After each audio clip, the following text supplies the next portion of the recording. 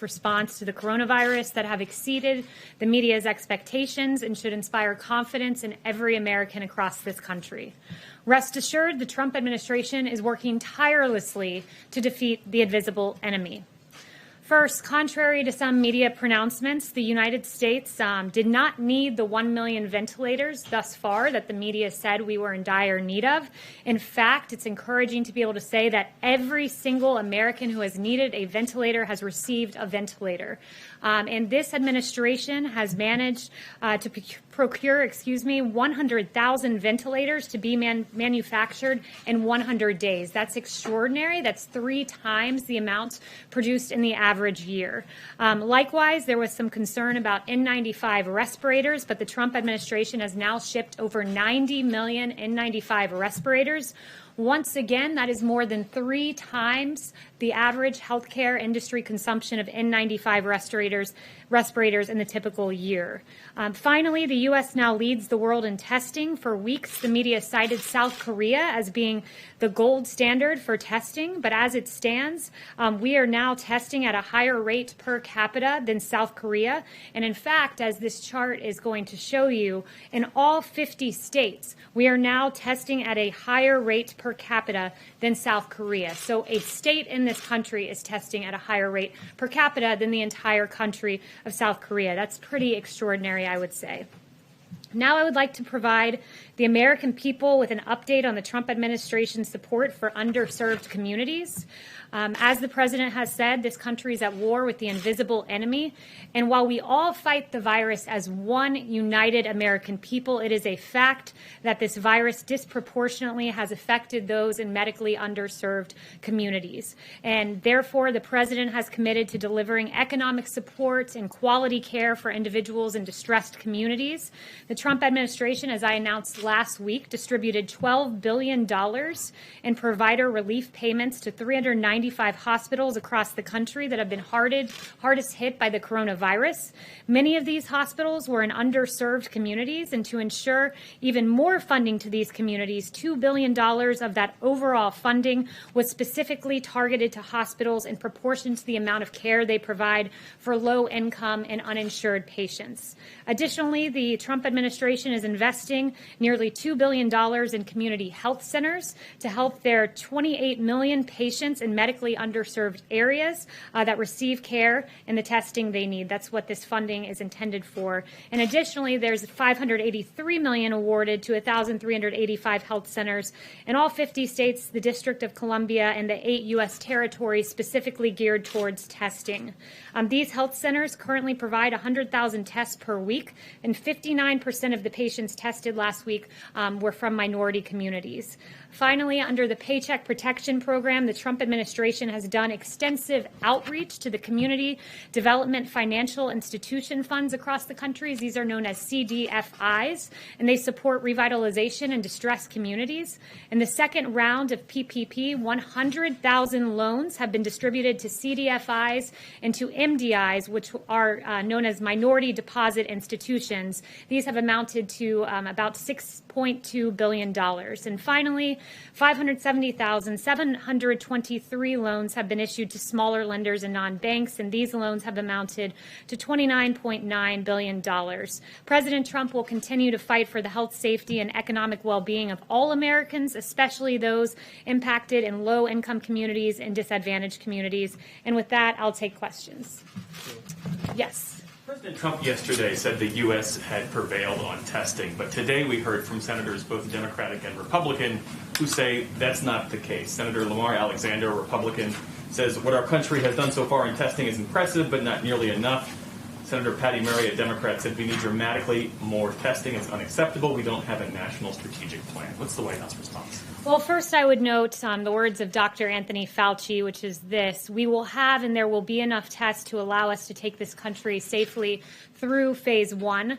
I've sat in the task force meetings where Admiral Joie has talked to governors and literally pulled out his chart and said, Governor X, here was your plan and your request for testing in order to safely reopen. I can assure you that that will be satisfied. decide this month. So I have seen those meetings take place. I can assure the American people, in line with what Dr. Fauci has said, we do have enough for phase 1. By the end of the week, we'll be able to say that we've conducted 10 million tests. We went from doing 150,000 tests per week to now testing about 300,000. That's an extraordinary effort. Not to also note that that's 2 times what other countries are doing when you look at America's testing. I'd say that that's pretty impressive, and that's a testament to the work of this administration and the hard work of the private sector. About reopening schools and also vaccines, if you don't mind.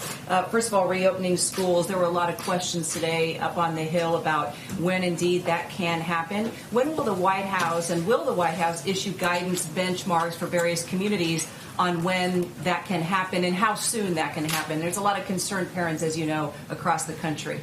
Yeah, well, in our guidelines to safely reopen that are data-driven, it is phase 3 where there is an outline to beginning to open schools. So currently I'd direct you to our guidance that currently exists, and there is that CDC guidance that is in the works that is forthcoming that will provide additional details. Okay, and with regard to vaccines, the question was asked when and if a vaccine becomes available, regardless of income, can the president ensure that everybody will get the vaccine, regardless of income?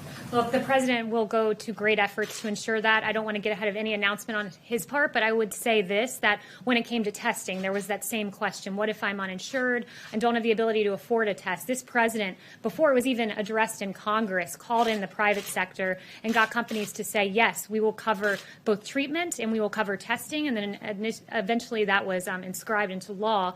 So this president, before it was even an issue on the Hill, took great measures with testing, and he will do the same for vaccines. And I would just note, as Dr. Fauci said on the Hill today, there are 8 vaccine candidates, and on January 10th, we received the genetic sequence. The 11th, there was a plan developed. The 14th, development began, and 62 days later, we entered phase 1 clinical trials for a vaccine, which is the fastest ever in Dr. Fauci's knowledge, at least. So that's a pretty good pace that I think we're on to getting that vaccine. Is the president working with pharmaceutical companies? He met with executives back in April. Will he work with them, encourage them to make sure that vaccines are affordable to everyone?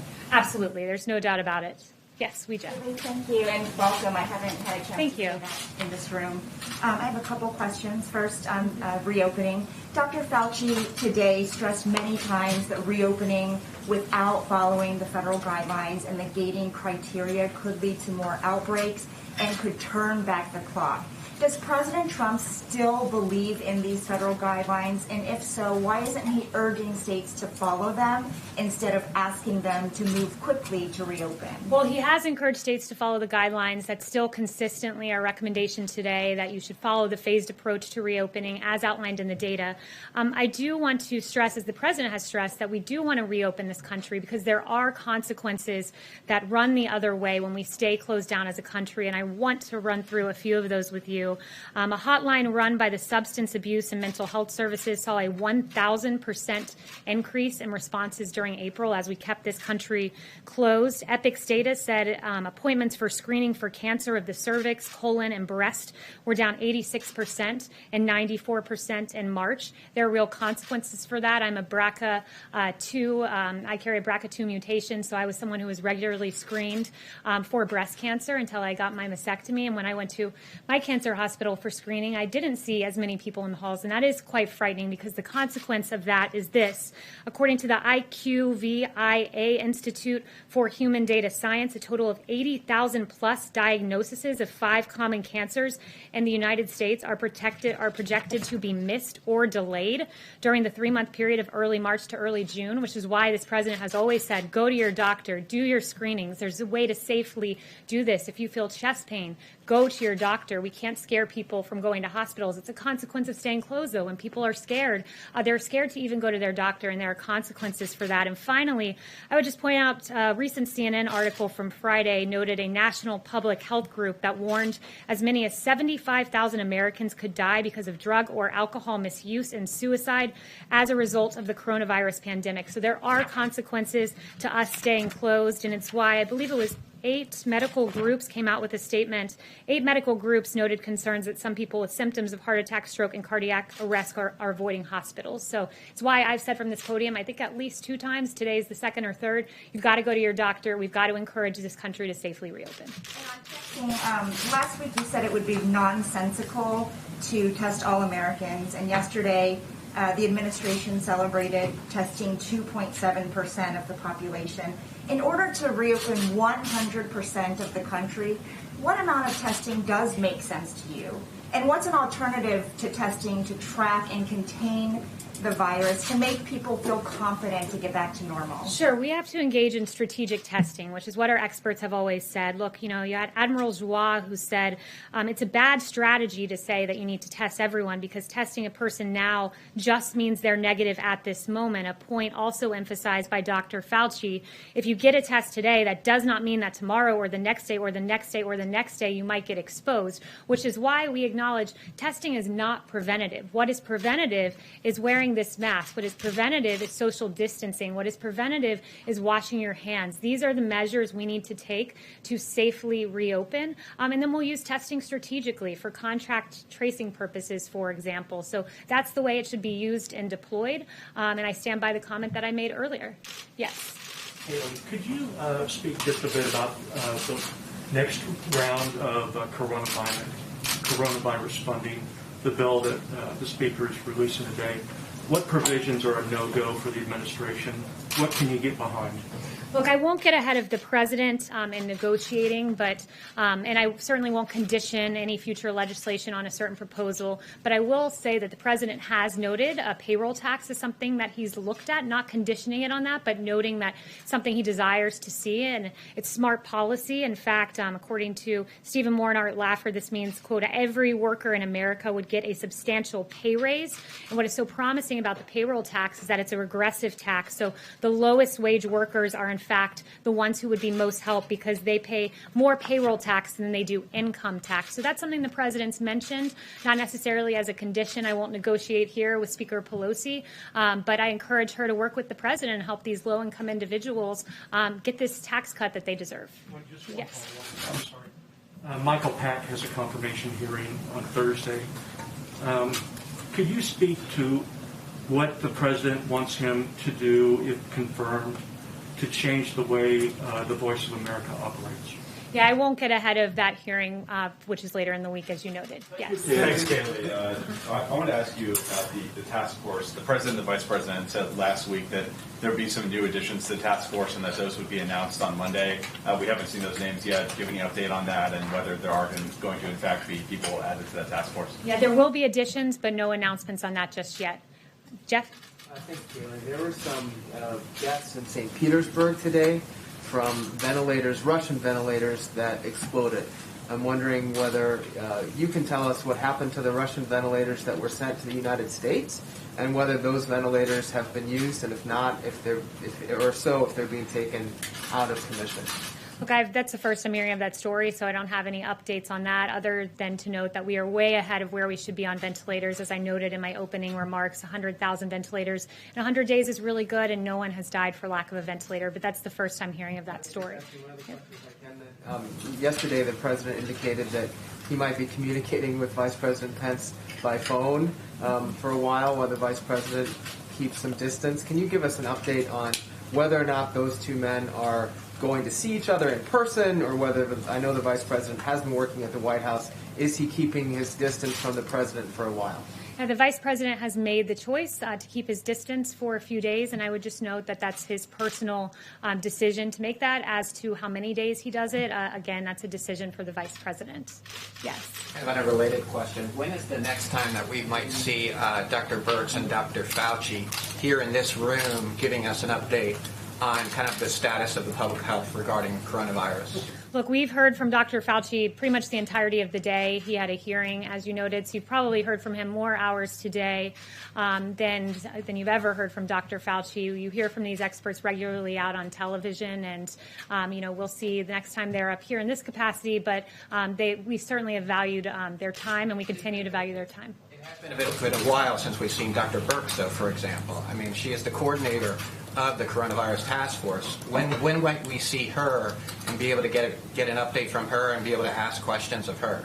Yeah, again, I don't know when in this capacity you will see her, but I talk to Dr. Birx regularly. In fact, I talked to her just before I came out here because I had some questions about some funny numbers I heard from Senator Elizabeth Warren, and she helped me to correct those numbers, which I'd like to correct here because I think it's unfair to the American people to give inflated case numbers and mortality numbers because it leads to those same Americans making the decision to not get a mammogram, to not have the cancer screenings they need. So I'd like to just reveal to you some information Dr. Birx just shared with me. Elizabeth Warren erroneously said there were 25,000 new cases today. In fact, there were less than 20,000. Senator Warren said there were 2,000 deaths. In fact, there have been less than 1,000. I spoke with Dr. Birx about that. So I'd encourage our Democratic colleagues and all Americans to make sure we're putting out their good information because it does have consequences. Yes. Thank you. The Justice Department is considering bringing federal hate crime charges against the 2 men charged with murdering Ahmaud Arbery. Does the president think that's appropriate? Look, I'd refer you to the Department of Justice statement, which is this, that we are considering the request of the Attorney General of Georgia and have asked that he forward to federal authorities any information that he has about the handling of that investigation. We'll continue to assess all information and we'll take any appropriate action that is warranted by the facts and the law. And the president, I've heard him say it to me personally, his heart breaks for the family of Ahmaud Arbery, and we want to see justice in that case as the facts lead us to that place. Yes. White House staff yesterday were asked to wear masks around the West Wing, except when they were seated at their desks. I can't help but notice you're not wearing a mask. What's the reason for that? Is that a television thing, or? No, it's because I'm distanced from you. You'd probably have a hard time hearing from me right now should I have a mask on and that be muffled. I'm delivering information to the American people. I'm an appropriate distance away. I had a negative test today. I had a negative test yesterday, and I'm in an okay place. Yes. Go ahead. On Afghanistan, if I may, President Ashraf Ghani has put his troops on an offensive footing. Has President Trump spoken to him about that? And what does it mean for the U.S.-led peace process? Not that I'm aware of, and I don't have any new information on that. Yes. We're seeing a White House report on locations to watch and with increased cases. Can you hear me okay? You said locations to watch? Locations to watch with increased cases. And we're seeing rates spiking in several spots in the Midwest, including Kansas City. Is this a concern of yours, and can you address it? I did speak with Dr. Birx about this just before coming out, and I think you're referring to a document that was put out that wasn't a White House document. It was a FEMA document that looked at what was going on in the Midwest, and she made the point to me, she showed me a document that showed that these are isolated outbreaks that where there are specific instances in, let's say, a meat processing facility or a prison where we isolate that there's a problem. We're able to contact trace and pretty quickly resolve the situation. She pointed out that in Des Moines there was a Dairy County meatpacking facility, and that was a good example of where we were able to do that. So I would just say that, and this was a quote, this is proof that the system is working, that we're able to identify what the president said are embers and put them out. It's the system at work. Yes. Yeah, you mentioned as an example of the risk of not closing, people not going to medical appointments. How do you extend that argument to restaurants, nail salons, barber shops and beauties?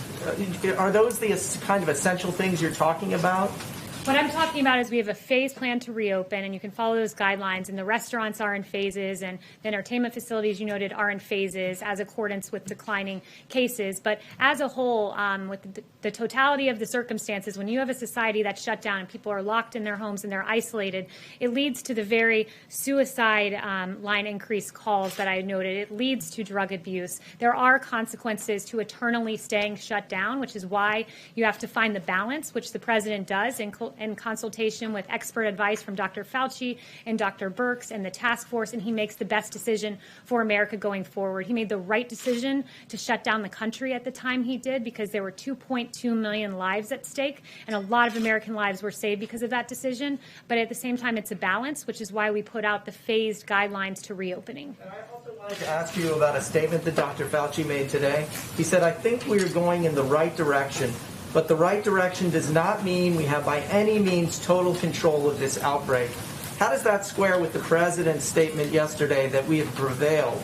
over the outbreak? Well, the president made clear he was talking about testing. The fact that we can say we're doing double that of any other country, the fact that we can put up that graph that shows South Korea as a small little red bar of testing per capita, and every bar beside it is an American state or territory outdoing what South Korea has done. And let's note that South Korea was the gold standard for testing. In fact, on March 13th, the Washington Post headline was, South Korea is doing 10,000 coronavirus tests a day. The U.S. is struggling for even a small fraction of that. And here we are on May 11th with a Washington Post headline. The administration keeps bragging that the U.S. testing now is better than South Korea's was a month ago. So you can't demand that we reach South Korea and then say that we're bragging when we do. This is a moment where the American private sector succeeded.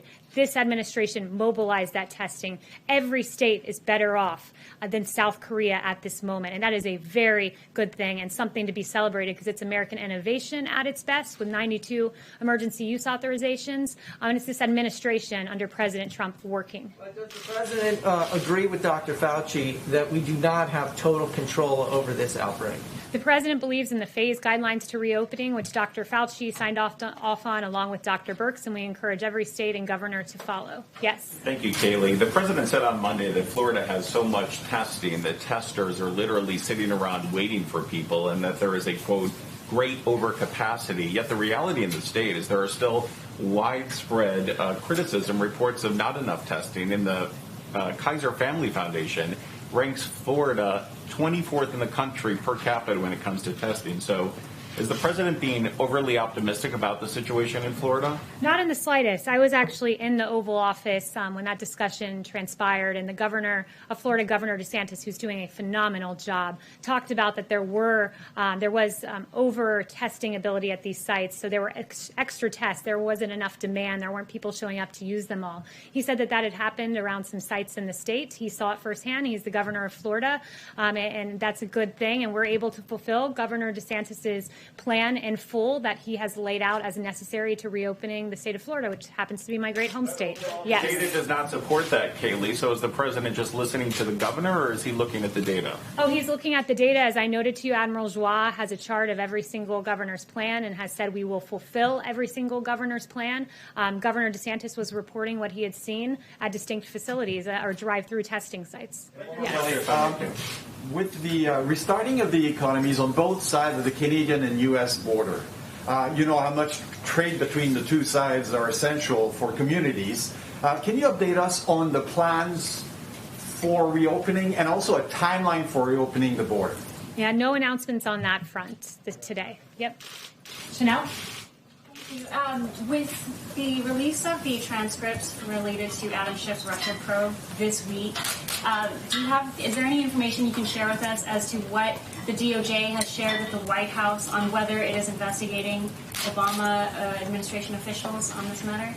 So I don't have any updates on that front because that's currently a DOJ matter. But you did refer to transcripts, and I do think it's an important moment to talk about what was in some of the transcripts that were released prior to today, so not the specific ones that you're asking about. But we learned from newly released transcripts a few things. We learned that what some Obama officials were saying publicly was much different than what they were saying privately. James Clapper was out there saying that he had evidence that this was worse than Watergate, when in fact a few weeks later he was saying privately, I never saw any direct empirical evidence that the Trump campaign or someone in it was plotting or conspiring with Russia. Samantha Power said, I am not in possession of anything.